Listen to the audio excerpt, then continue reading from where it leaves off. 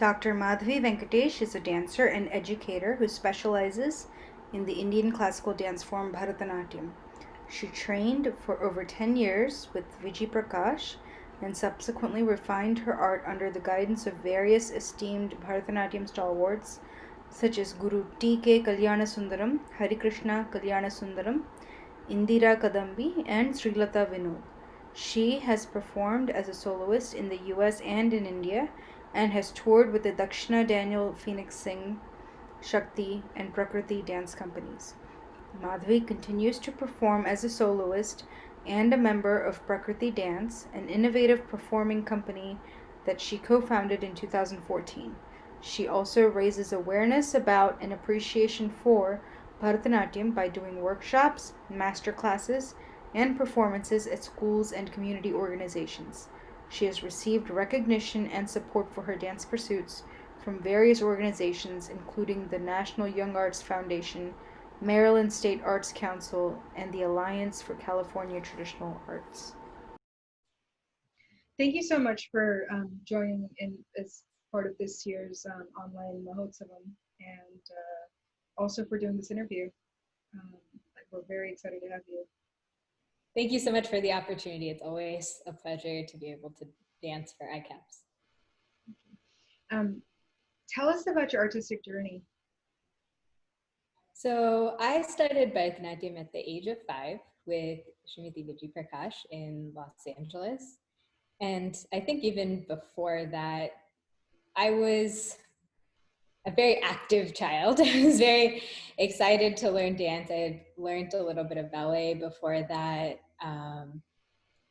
I also was doing gymnastics when I was growing up. So I learned with Vijay Auntie until I went to class regularly with her until I went to college. I did my Arangejam actually between middle and high school in 2002. And I mean, that was really exciting to be able to perform by myself, a whole performance for the first time. But I had been performing even before that as a part of some of Vijayanti's productions.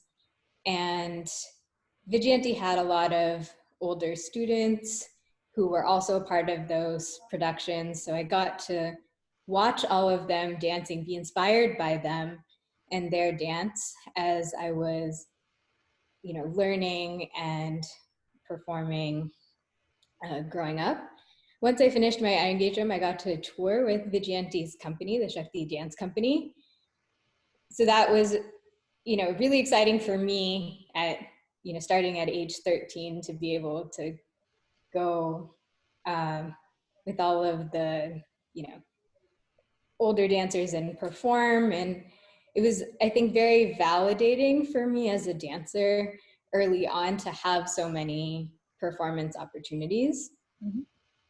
So, and I think it also kind of gave me a sense that I could do it alongside my academic work, right? Because I would go to school, do all of my coursework during the week. The weekend I would be somewhere else in the US performing.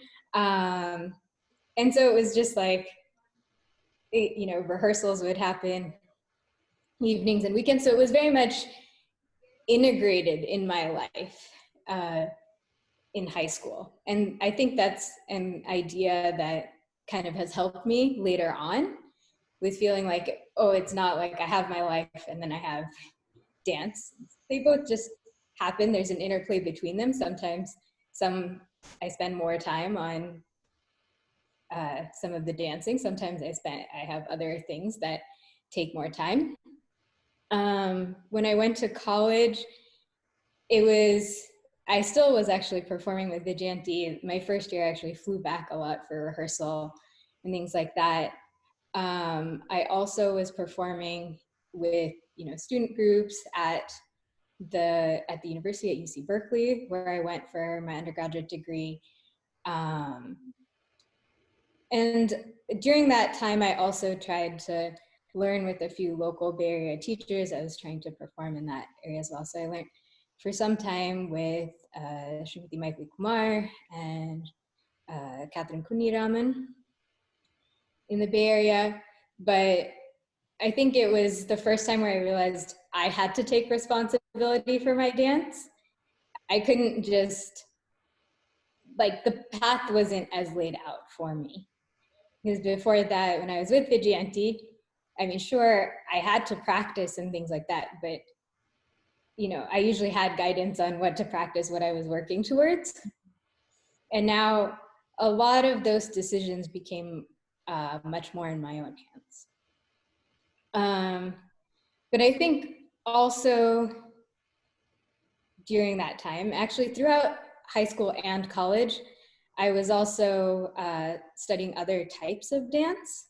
So in high school, as part of our high school dance company, doing some ballet and modern, experimenting with some of my own choreography in that setting. And again, in college, I decided, in addition to my focus on the science and engineering fields, to do a dance and performance studies minor, which really gave me an opportunity to a little bit more intensively study other types of dance, like modern dance, but also to think about dance history, dance anthropology. What is the academic side of dance? Why do people dance? What does it mean culturally in different parts of the world to dance? So I think that in some ways gave me a renewed interest to have these additional perspectives on dance, where I felt like there was more of an opportunity to learn and grow and think, because I think growing up, dance was very physical for me. Yeah. And so I think, getting to the point where I could think about dance was an important step for me. Towards the end of college, I wasn't doing as much Bharatanatyam, even though I was still dancing. So I felt like I needed to take some time to focus on my dance, and specifically Bharatanatyam. So I actually deferred my admission to graduate school and went to India for 9 months, took classes with Srimati Srilata Vinod and Sri Hari Krishna Kalyanasundram. So I split my time between Chennai and Mumbai. So I think that was a time to really, learn more, focus more, watch more. Also, I think learn a little bit more of the cultural context. Even though growing up, my parents, told me a lot of the Indian mythological stories, and we in our household, we were very culturally oriented. We celebrated all the festivals. We were quite traditional in how we did a lot of those things. But I think there were still, things that come from the place and from being fully immersed in it that also added to my understanding of the dance form. So I came back and started my PhD in biochemistry. And I mean, during that time, this was in 2012, I decided I wanted to make sure that I continued dancing and performing also, not just, like I wanted to keep up my own practice, but I also wanted to make sure that I was working at a level where I felt like I could be performing. So initially for 2 years in the DC area, I danced with the Dakshina Daniel Phoenix Thing Company. So that was, again, great for putting me in touch with, I think, a lot of different artists, because we had a lot of guest artists come to perform and to do workshops with us. And then, but I think at some point I also realized I didn't want to do so much fusion work. I wanted to stay more true to the Bharatanatyam aesthetic. So Kashi Aisola and I co-founded Prakriti Dance. And, we started working on some individual pieces. We did our first production in 2016 as a duet. And, from there the company grew, and now we have multiple members, and we've done a few different thematic productions. And I think that has kind of given me like a community of dancers who I think are in a similar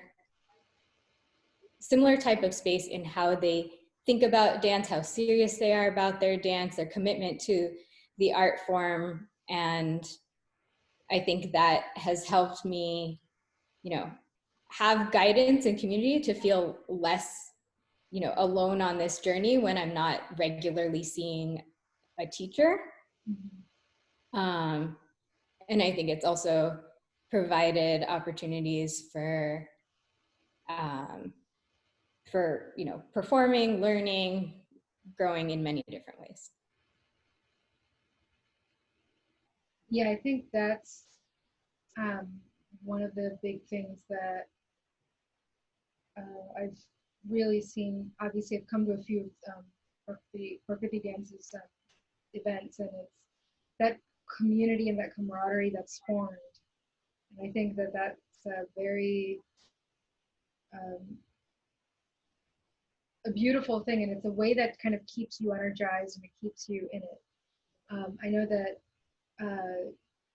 that was one of the things that I found difficult, was transitioning from being in the classroom setting and then finding myself after college to when I can go back to class, I'm going back to class, but to find that community of people who are with it and sticking with it and exploring and doing that, that's something that I struggled to find.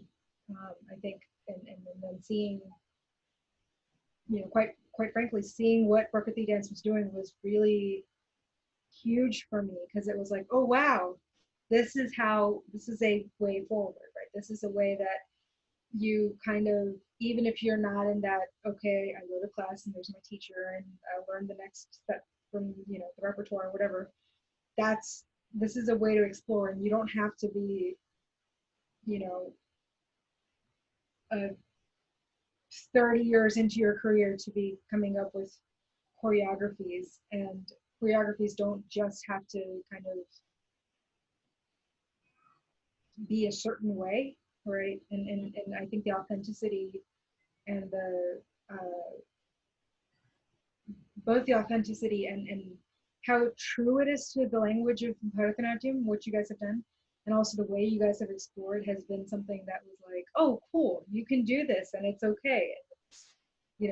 That's something that's out there. So that's something that has definitely been a source of inspiration for me. So I do want to just say thank you for that. I did want to ask a couple of things. Did you find a big difference in how the environment was in class learning here in the US with Vijayanti versus when you did spend the 9 months in India and learning there? Yeah, I mean, to some degree. I think I learned both group and private classes from Vijayanti. Most of what I did in India was private classes with the teachers. So I think in that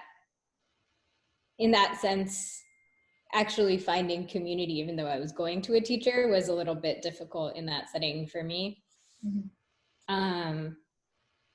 I mean, I think especially with Sheila Thakka, she used to be able to have like multiple classes a week with her students. And so she could also teach more theory, which is something that, I didn't, like, we learned a little bit with Vijayanti, but a lot of that we just didn't have time to get into with once or even twice a week class. Mm-hmm. And I think with Vijayanti adapting her classes to the US, she wanted to make sure her students first got it in their bodies. Yeah. And I think in general, and I'm guilty of this sometimes too, I try to think my way through it, and sometimes you need to do it. Yes. And I think actually more and more, culturally, we're going in that direction of just everything done by thinking. So I think that getting that physicality, I think that was important for me early in my training, to have the focus beyond that. And then, I could always, supplement more of the sort of theoretical and historical knowledge. But I do think there was,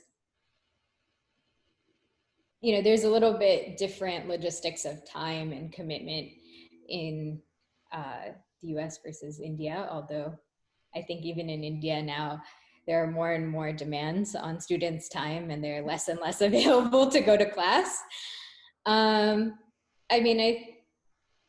That was a big thing for me. I think, obviously there were some stylistic differences in terms of teaching method. I guess Vijayanti also had a lot of her senior students there. So I think there was this almost like, I say like an ecosystem of teaching where, the older students teach the younger ones. Yeah. And the classes were bigger in the US. But I think in that way, there was almost more of a cohesiveness and this like peer learning thing. Whereas in India, I felt, at least in my experience, it was much more the teacher and a smaller group of students. And, there wasn't as much mixing between the levels. Interesting. Yeah.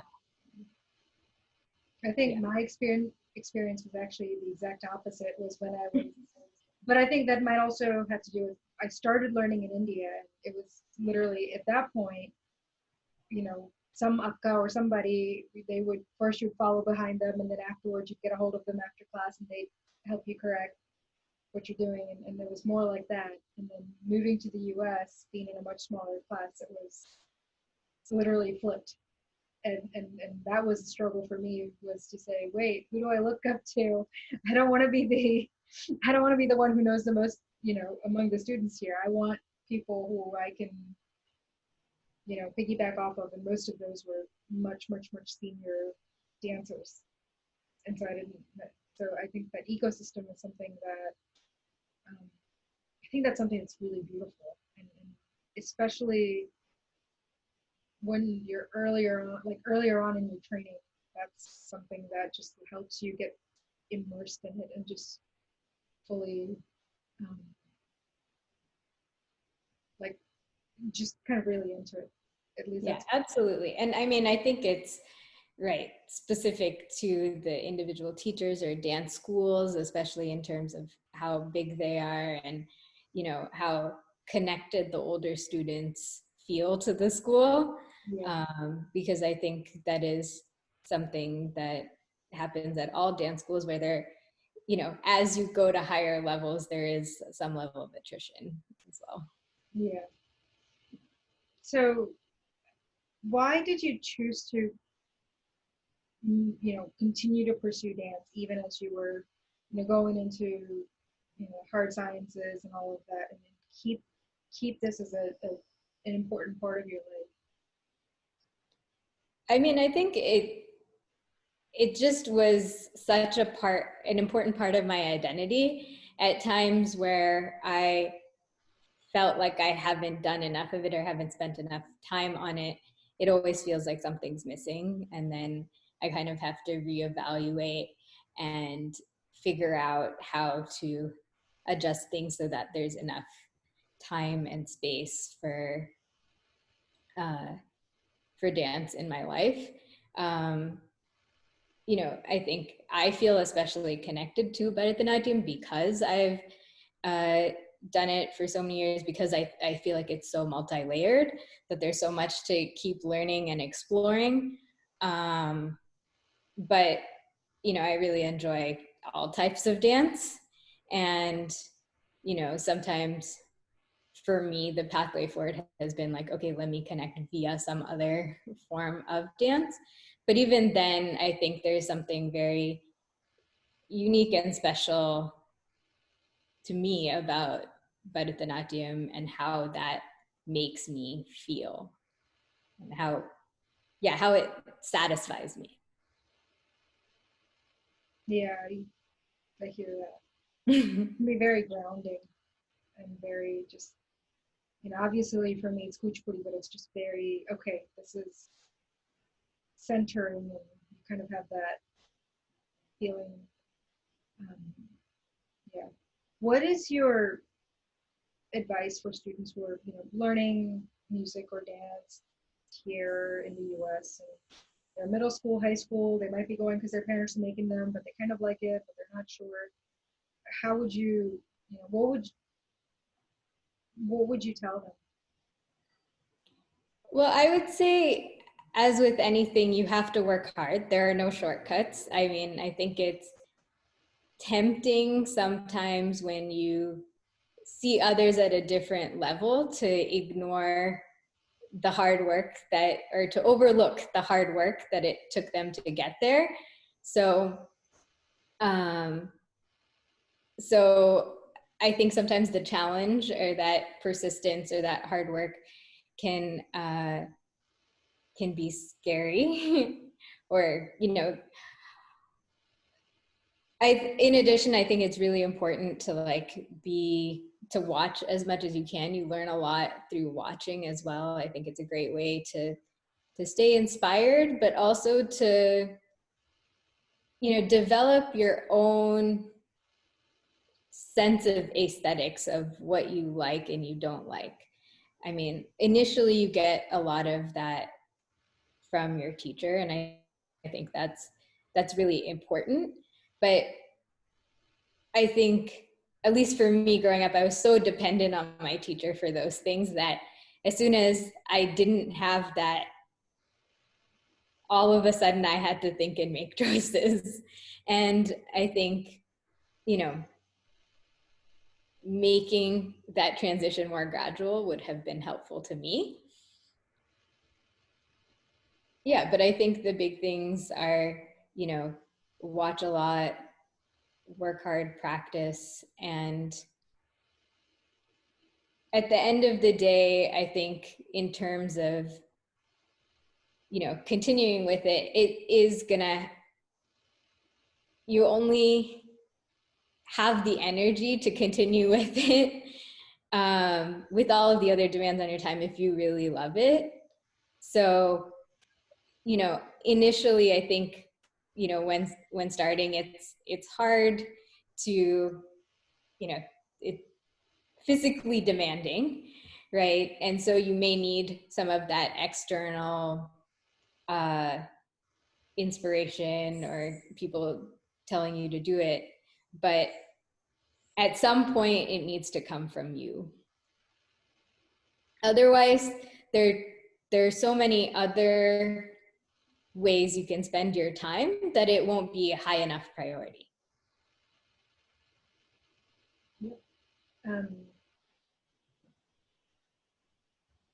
Do you recall when it was it always something that you just knew it was a huge part of your life, or was there like a transition when it was like, oh, this isn't just another class that I go to, this is something that's a really large part of my identity and what I see for myself? Yeah, I mean, I think the first time I had to consciously decide, and because I had to at that point seek it out for myself, it wasn't just by default, was when I went to college.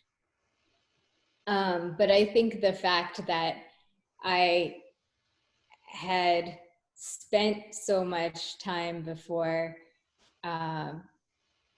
in the dance environment, right? Because even if I wasn't performing, I wouldn't be performing in the whole show, but I would be sitting in the rehearsal and watching and listening. And so I think, as we said, that sense of community and being a part of something bigger than yourself, I think was, even if it was unconscious, was there.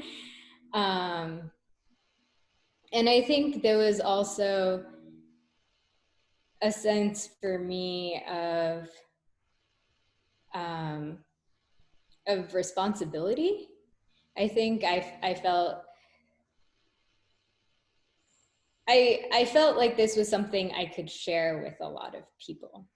And I think even, you know, in high school and things like that, you know, sometimes people would invite me to perform at community events, not necessarily always Indian community events. So I think I had this sense that it was something that was special, that was appreciated, and that could reach a lot of people, even if they weren't South Asian. So I think there was an awareness of that early on, you know, I think due to the opportunities that I had and the community that I was in. So I don't know, it's some level, some combination of all of those things in terms of, you know, it being important to me, but also this like sense of wanting to share it with other people. Yeah. Tell us about the pieces you have chosen for the ICAPS performance. Yes, so for the ICAPS performance, I've started with a brief Ganesha slokam, and then the main piece is the Charukeshi Varnam, Innum Yanmanum, composed by Sri Lauguri G. Jayaraman. And this is a piece that Kashi Aisola choreographed for me for Prakriti's Festival of Solos in 2018. And yeah, I'm lucky that I've, you know, been able to perform it, you know, a few different times in the interim. So I think it's a piece that, you know, has helped me grow in terms of how I depict the Naika. And I think with time, I've been able to sort of internalize and become more comfortable with the choreography. So I think, as with any piece, it's something that continues to evolve. It's never really done. And I think in some ways that's actually something to remind younger students about, because sometimes we're so used to just checking off the boxes. It feels like, oh, I just did this show, I did this piece, you know, but that the more time you spend with a piece, kind of the more you get out of it, the richer that experience becomes. And that's something, you know, I think I'm still continuing to learn and appreciate. And as far as the, like, what the piece is about, the Naika is telling Lord Krishna, her lover, why is it that you still remain indifferent when you know I'm thinking only about you? Throughout all of these years, throughout the ages, you've engaged in so many mischievous deeds, but you've always come to protect your devotees. So why now won't you come and show me that compassion? It does depict the story of Kubja, the perfume seller, who had a lot of physical ailments. She was actually a hunchback and was sort of ridiculed by society. And Krishna kind of relieved her of all of these pains by blessing her with a beautiful body. So, I mean, the Naika saying, she didn't even say one word to you and you gave her such compassion. So what about me? And, you know, goes on to describe the beauty of his melodic flute and all of his different attributes. And really how she experiences this sort of all-pervasive nature of Krishna and his presence, and wants him to come and unite with her. How has your you know, you've mentioned you've done this Bharatanatyam a few times since it was choreographed. And I got, you know, I was very happy to watch it during the Festival of Solos, I think in Maryland, right, 2018. How has the way you connect with the Naika and how you present the piece, how has that evolved since, you know, since that first time?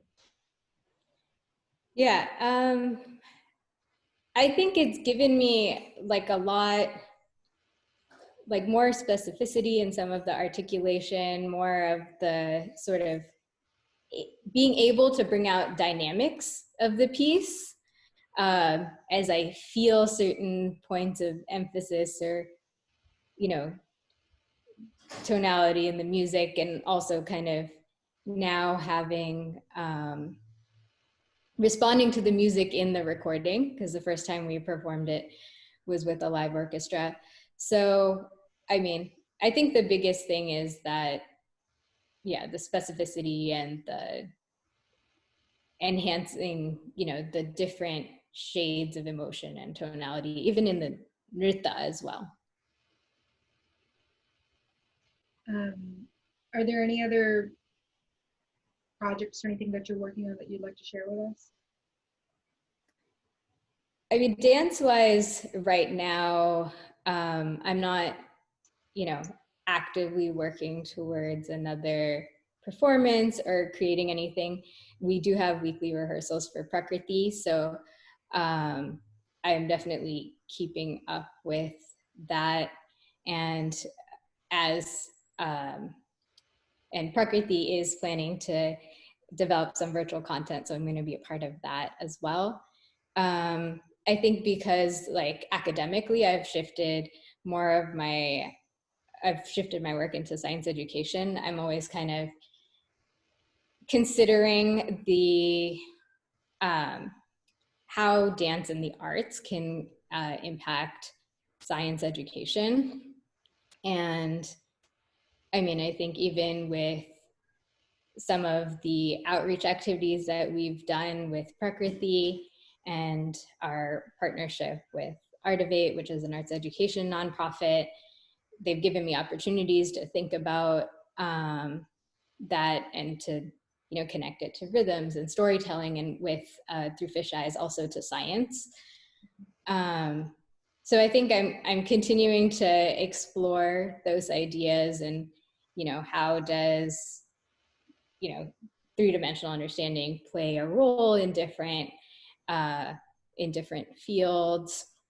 How can, you know, thinking pedagogically about how the mind and body are connected, how does that influence how we do science and engineering education, which traditionally has been much more cognitive and very disconnected from the body? Yeah, so I mean, I'm generally, you know, trying to